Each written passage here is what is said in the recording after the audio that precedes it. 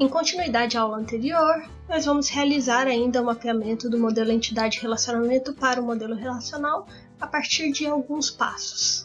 Considerando aqui o algoritmo que nós estamos executando para realizar o mapeamento do modelo entidade-relacionamento para o relacional, vamos executar aqui o quarto passo. Nesse quarto passo, nós vamos mapear os relacionamentos 1 para N. Os relacionamentos 1 para N, basicamente, eles utilizam a regra de implementação de adição de coluna. Então vejam, aqui na minha regra de implementação, o checkzinho ele é unânime aqui, independente do tipo de relacionamento, para a adição de coluna ou a técnica de chave estrangeira. Ainda posso implementar como segunda ou terceira opção a tabela própria. E por fim, não é possível implementar a fusão de tabelas quando nós temos um relacionamento 1 para N, independente do seu tipo de relacionamento. Então vamos revisar aqui rapidamente como que funciona a técnica de adição de coluna, ou chave estrangeira. Eu tenho aqui a entidade T e a entidade S, ambas participando desse relacionamento, sendo um relacionamento 1 para N. Então primeiro eu crio aqui a minha tabela T, se refere à entidade T, com o atributo identificador aqui, que seria esse código. Tá? Ele vira a chave primária da relação. Depois eu tenho aqui a entidade S, que tem aqui o atributo identificador, que é o código de S, que é a chave primária dessa relação. A abordagem de adição de coluna ela funciona da seguinte forma. Eu identifico aqui nesse relacionamento qual que é o tipo de entidade que está do lado N da relação. E nessa entidade eu incluo uma chave estrangeira que aponta para outra entidade participante. Então vejam, a entidade que está do lado N da relação é a entidade S. S recebe o código de T, que é uma chave estrangeira, que vai apontar para a chave primária da relação T, certo? É assim que funciona a técnica de adição de colunas. Agora vamos olhar para esse exemplo. Vejam, a estante guarda livros. Então, uma estante ela pode guardar vários livros, e o livro está sempre disponível em uma estante. A estante ela tem um código e uma capacidade, e cada livro ele tem um ISBN, título, autor, categoria e ano. Então, uma estante guarda vários livros. Como que funcionaria esse modelo na técnica de adição de colunas? Eu crio uma tabela para estante e coloco aqui os atributos de estante. Então, tem o código da estante e a sua capacidade. Sendo que o código da estante ele é o atributo identificador, então ele vira a chave primária dessa relação. E aí eu tenho a entidade livro, que tem o ISBN aqui, que é o atributo identificador, ele vira a chave primária da relação. E tem também os demais atributos, que são o título, autor, categoria e ano. Na técnica de adição de coluna, eu identifico aquele tipo de entidade que está do lado N da relação, e nessa entidade eu adiciono uma chave estrangeira que aponta para outra entidade participante. Então vejam, o código da estante aqui, ela é uma chave estrangeira que aponta para o código da estante da tabela estante. Então aqui nós temos o mapeamento de um relacionamento 1 para N, utilizando a técnica de adição de colunas. Olhando aqui para essa instância abaixo, vejam como isso é verdade. Ó. A instante 1 ela tem a capacidade de 10 livros. E ela tem armazenada o livro 1 de ISBN 1 e o livro de ISBN 2. Então eu tenho 2 livros armazenados na primeira estante. O livro 4 e o livro 6 estão armazenados na estante de ID 3, que é essa aqui que tem a capacidade de 100 livros. E assim por diante. Então, para cada estante, eu posso ter vários livros associados a ela, inclusive nenhum. Pode existir alguma estante que não tenha livro aqui associado a ela. Nesse próximo passo, que é o passo 5, nós vamos mapear os relacionamentos N para N. Lembrando que N para N, M de macaco para M, tanto faz a letra aqui, tá, pessoal? O que significa o N para N? Significa muitos para muitos. Pode ser A para B, indiferente, tá? Sempre diz respeito a muitos para muitos. É um relacionamento do tipo muitos para muitos. Considerando aqui a regra de implementação, a principal regra para mapear esse tipo de relacionamento é a técnica de tabela própria. Independente do tipo de relacionamento, nós sempre vamos implementar a tabela própria quando existir um relacionamento de muitos para muitos. Vamos relembrar aqui como que funciona a regra de implementação de tabela própria. Vejam que eu tenho as entidades T e Q aqui participando de um relacionamento R. E esse relacionamento, ele é um relacionamento do tipo muitos para muitos. Vejam, eu crio aqui a minha tabela T, que tem o código de T como atributo identificador, então ele vira a chave primária dessa relação. Eu crio aqui também a minha tabela Q, que ela tem o código de Q como atributo identificador e ele vira aqui a chave primária da relação Q. E a técnica de tabela própria, o que acontece? Eu crio uma nova relação, que é a relação que vai representar esse relacionamento.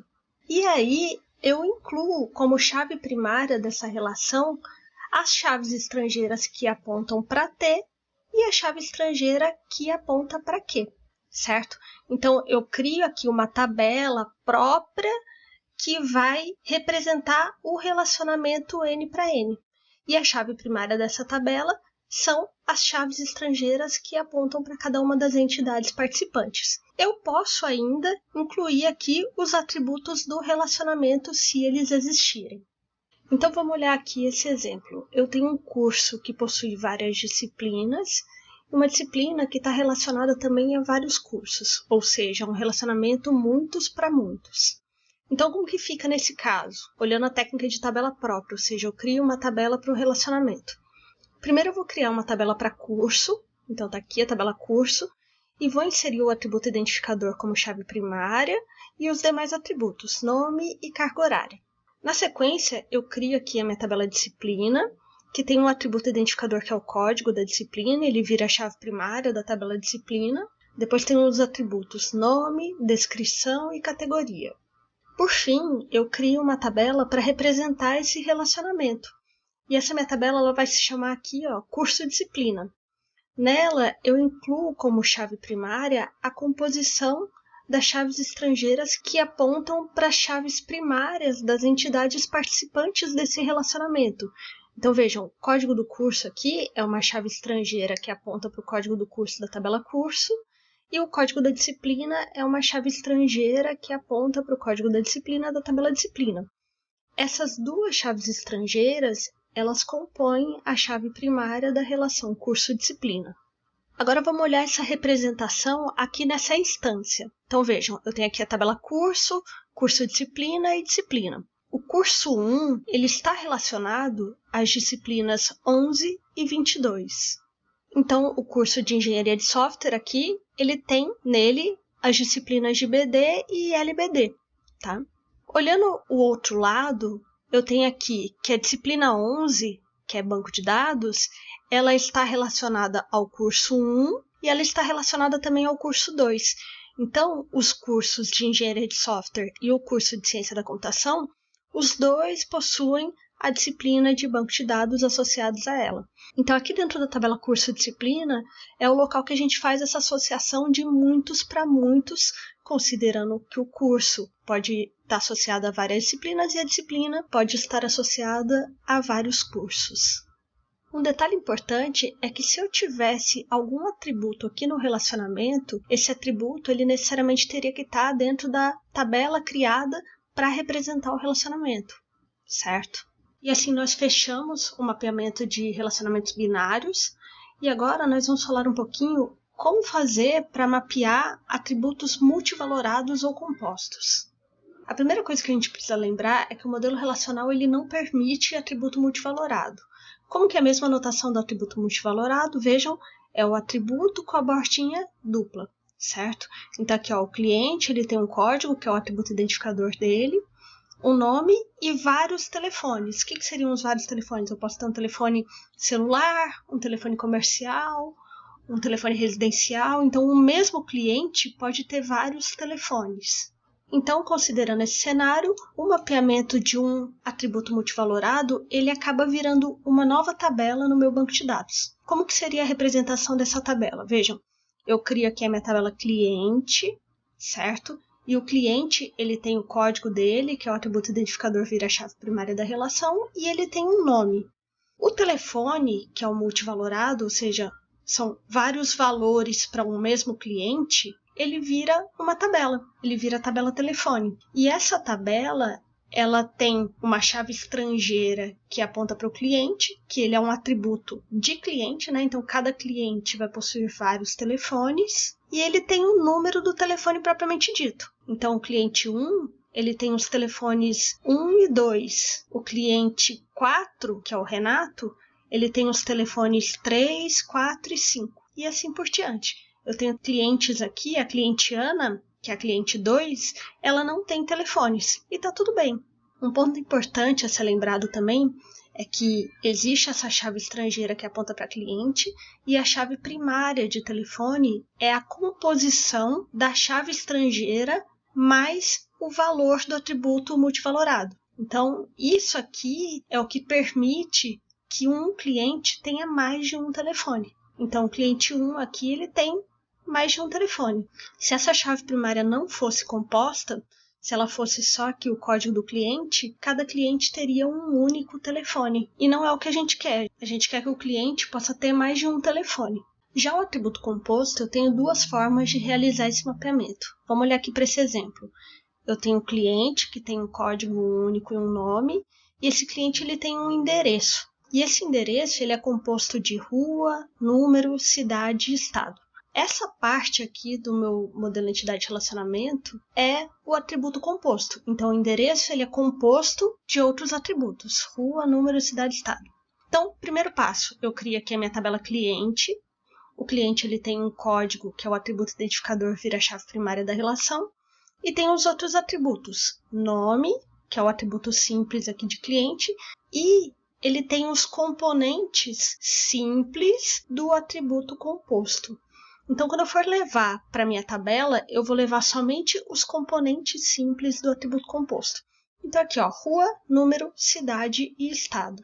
Reparem que endereço não entra aqui na minha tabela. Por quê? Porque o endereço ele não vai ter valor, tá? O valor desse endereço está nos componentes simples desse atributo. Olha aqui para essa instância, ó, eu tenho aqui a tabela cliente, nessa instância, que tem o código, o nome, a rua, o valor de cada rua, o número, cidade e estado. Se eu colocasse aqui uma coluna endereço, não teria um valor para esse endereço, porque o valor do endereço é justo o valor de rua, número, cidade e estado. Outra forma de fazer esse mapeamento é criando duas tabelas.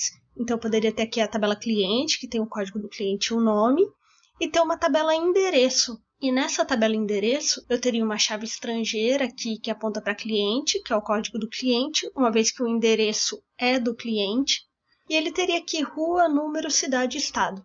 Então, cada cliente teria um endereço associado a ele. E, novamente, quando que eu crio uma estrutura com uma tabela ou uma estrutura com mais de uma tabela? Vai depender das características do seu dado. Por exemplo, se eu tiver um cliente e a maioria dos meus clientes possui um endereço, então eu tenho baixa ocorrência de valor nulo aqui. Então, eventualmente, vale a pena usar uma única tabela.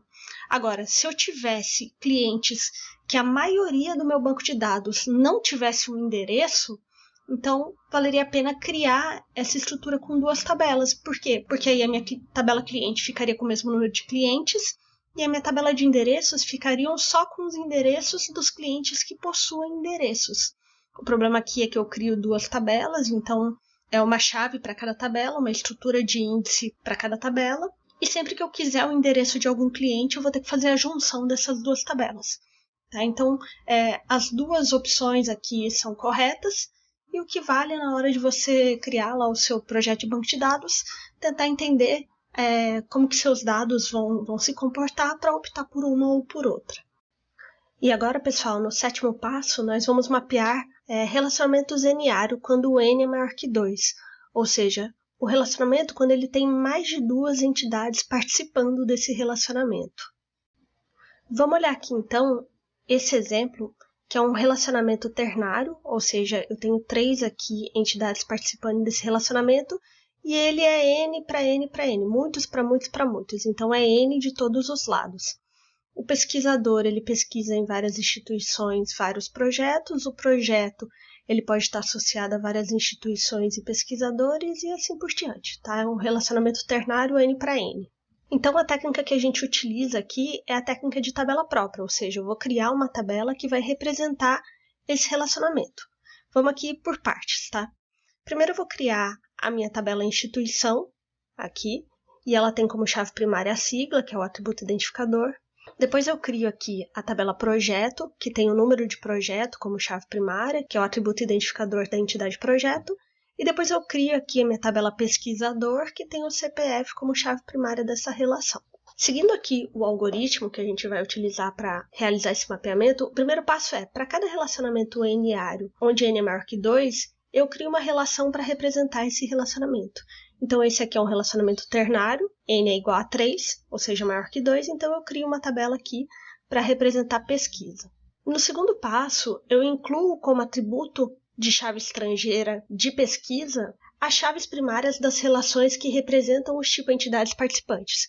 Então, toda entidade que participa desse relacionamento vai ter aqui uma chave estrangeira em pesquisa. Então, sigla é uma chave estrangeira que aponta para a sigla de instituição, número é uma chave estrangeira que aponta para número de projeto e CPF é uma chave estrangeira que aponta para CPF de pesquisador. No terceiro item, eu incluo também em pesquisa qualquer atributo simples associado ao relacionamento ou componente simples de atributos compostos que tiverem aqui associados ao relacionamento. Então aqui eu tenho a data de início, que é um atributo simples de pesquisa, ele entra aqui na minha tabela pesquisa. Por fim, a chave primária de pesquisa, ou seja, da tabela que representa o relacionamento n-ário, ela é uma combinação de todas as chaves estrangeiras que referenciam relações representando os tipos de entidades participantes. Então vejam, a chave primária é a composição de todas as chaves estrangeiras, sigla, número e CPF. Todas as chaves estrangeiras que apontam para as entidades participantes.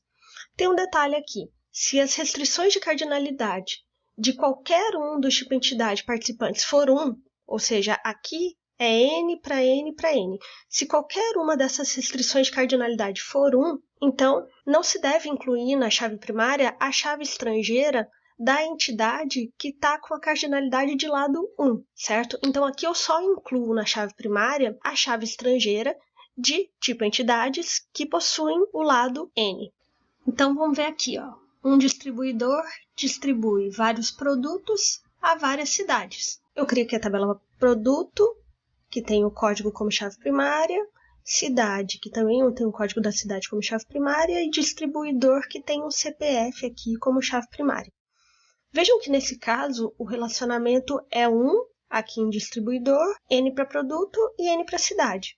Seguindo lá os passos do algoritmo, eu crio uma tabela para distribuição, está aqui, e eu incluo chave estrangeira para todas as tabelas participantes desse relacionamento. Então, eu tenho uma chave estrangeira aqui para o produto, que tem o código do produto que aponta para produto, uma chave estrangeira que tem o código da cidade que aponta para cidade, e uma chave estrangeira com o CPF, que é o CPF do distribuidor.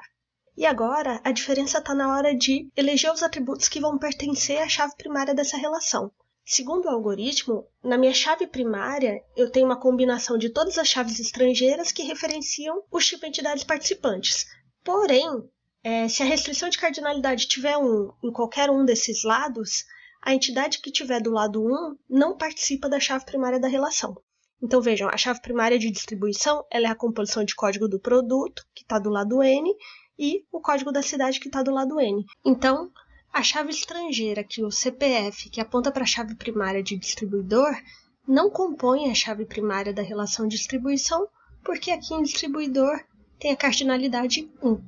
E o último passo que nós veremos hoje é o passo 8, que é como realizar um mapeamento de relacionamentos recursivos. Nesse primeiro relacionamento recursivo, nós temos aqui a entidade pessoa, que se relaciona com ela mesma. Então, uma pessoa se casa com outra pessoa, ora no papel de marido e ora no papel de esposa. E esse aqui é um relacionamento 1 para 1. Uma pessoa se casa com uma única pessoa. O relacionamento recursivo, a representação dele no mapeamento vai depender um pouquinho dessa cardinalidade. Então, aqui nesse caso, quando nós temos um relacionamento 1 para 1, nós criamos aqui uma tabela pessoa, que representa essa entidade. O atributo identificador ele vira a chave primária, que é o código da pessoa, e tem um atributo simples aqui, que é o nome. Como existe um relacionamento recursivo, eu vou criar aqui uma chave estrangeira, que eu vou chamar ela de código do cônjuge, E essa chave estrangeira ela vai apontar para a chave primária da mesma relação. Então veja como que isso aqui funciona. Eu tenho a pessoa 1, que é o Carlos, e ele é casado com a pessoa de código 7, que é a Renata. E aí eu tenho a pessoa 2, que é o Miguel, e não é casado com ninguém, valor nulo. E tá tudo bem, chave estrangeira ela pode ter valores nulos. Depois eu tenho aqui o código da pessoa 3, que é o Augusto, que é casado com a pessoa 6, que é a Alice. E a Alice ela é casada aqui com a pessoa 3, que é o Augusto. Então, eu consigo representar aqui um relacionamento 1 para 1 por meio de uma chave estrangeira que aponta para a chave primária da mesma tabela. Um ponto importante aqui é que se eu não quiser que se repita esse valor, ou seja, eu tenha uma pessoa que é casada com cônjuges iguais, eu coloco esse atributo aqui do código cônjuge como unique. E aí eu crio uma restrição de único aqui, ou seja, ele pode ainda ter valores nulos, porque ele é uma chave estrangeira, mas ele não se repete, ele jamais vai se repetir aqui. Agora, se eu tiver um relacionamento 1 para N, como é nesse caso, um funcionário supervisiona vários funcionários, e um funcionário supervisionado ele tem um único supervisor, tá? Então esse aqui é um relacionamento recursivo do tipo 1 para N. Ele funciona de forma semelhante ao 1 para 1, com a diferença que aqui eu não preciso daquela restrição de unique, tá? Eu não preciso tornar esse cara aqui, o código do supervisor, uma chave candidata.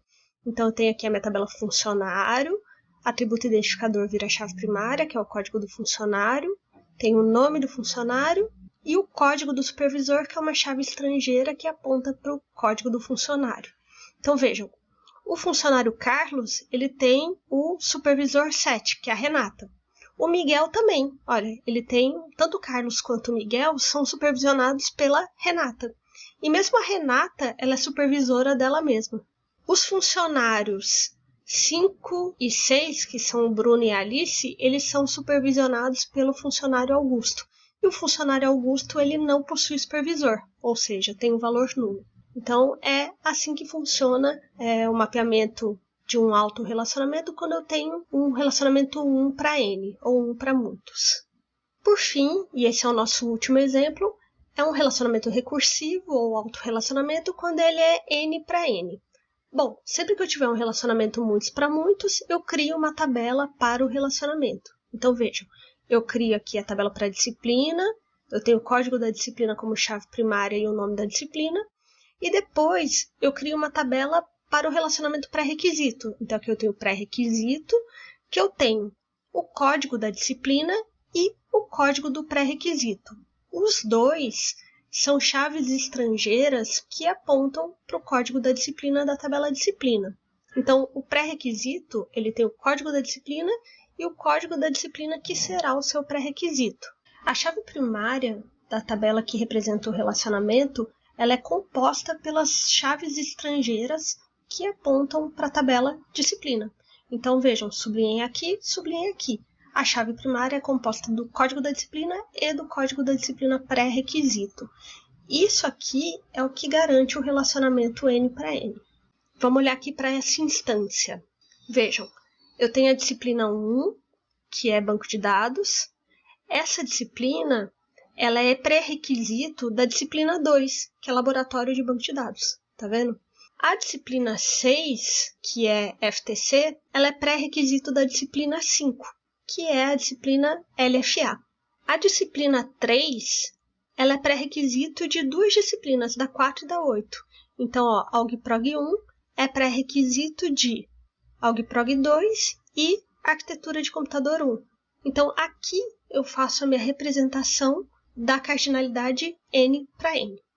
E assim, nós encerramos a aula de hoje. Na próxima aula, nós veremos como fazer para realizar um mapeamento quando existe um modelo entidade-relacionamento estendido. Até lá!